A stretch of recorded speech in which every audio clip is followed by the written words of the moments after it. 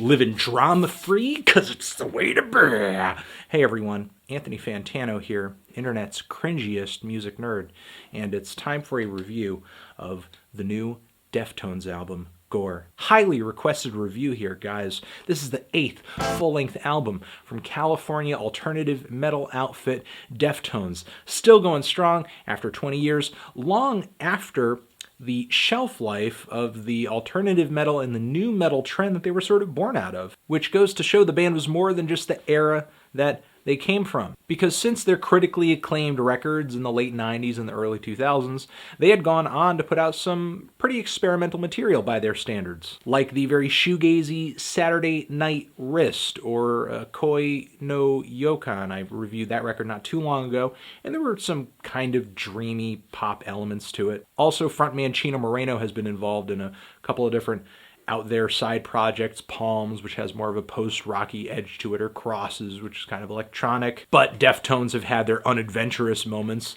as well. I don't care too much for their debut. Also, their 2010 album, Diamond Eyes, I just did not like at all. Just seemed like one of the more commercial records in their discography. Really flat, one-dimensional, overproduced, read to me almost like the band trying to squeeze the last few drops of blood from the alternative metal sound that was more interesting 5 years before the album had actually come out. And honestly, in the greater scheme of Deftones' discography, I can't help but see Gore as just on the more unimaginative side of things. I will say, I do think it is better than Diamond Eyes. That record, I just could barely stand it. I do think there's a little more finesse and nuance to what Deftones are doing on here. But this record still features the I guess those certain quirks and character traits about Deftones music that I have never really cared for too much.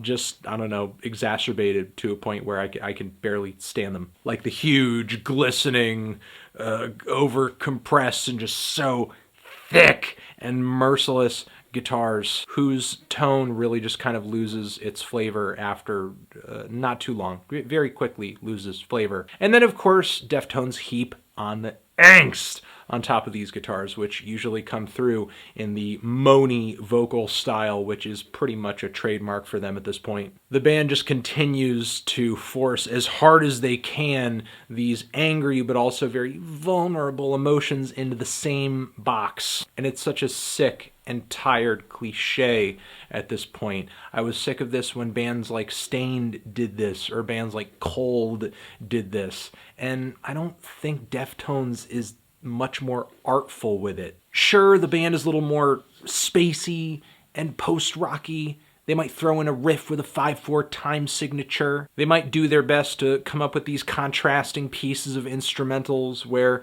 all of a sudden you have this explosive chorus coming right after these dingle-dangle guitar passages that are just soaked in reverb and echo. I get that. They have a little more nuance, but it is just as melodramatic as any number of bands that did this very same thing, but cheaper and more donk obvious. So not only does this album just not do anything for me emotionally, but I'm not that impressed with the writing either. Like the song Acid Hologram, the guitar passages on here, I've never heard so many non-ideas one after the other. The song continually changes, and each riff, each idea it shifts into is as bad as the one before it. Not only that, but there's almost no gelling between the instrumentation on this track because the guitars are mixed so loudly you could barely make out the bass, barely make out the drums. The only other thing that pops out are the vocals, and the only reason why they pop out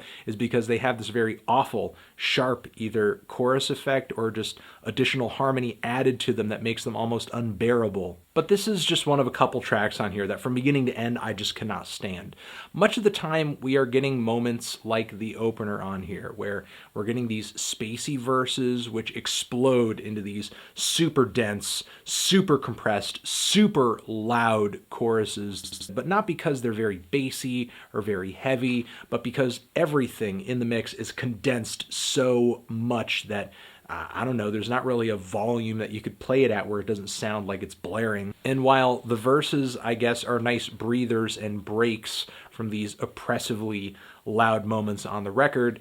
I don't really care to hear Chino Moreno just vocally explore with these melodies that it sounds like he's just coming up with them off the top of his head. Why he would even write any of this stuff, I don't know, because it just seems so effortless for him at this point, because he's just playing into his comfort zone so much as he's singing on these tracks. And often his vocals during these moments sound so quiet and distant in the mix. I don't know, just kind of a weird placement, I guess. In a way, I can appreciate that it sounds like the band is living up to the standard they've set so far, but these mellower moments just don't do anything for me. In fact, when I listen to them and try to read into the lyrics, they usually come off as pretty melodramatic. Now, there are harder and heavier, more aggressive spots on here, like the song Doomed User, which features this groaning, descending guitar riff. It sounds like electrical transformers all exploding and falling on top of one another, or a piece of heavy machinery malfunctioning. And then there's the title track, Gore, which is pretty intense as well. But on a lot of these songs, Chino really tries his best to match the aggression of the instrumental by reaching up into this super raspy, I guess, part of his voice. And whenever he does this, the band and their producer sees fit to throw this really awful filter on his voice that makes his voice sound super tinny and super thin, which only makes the just really unpleasant. No question, I could have been moshing to some of this shit 15 years ago, but now,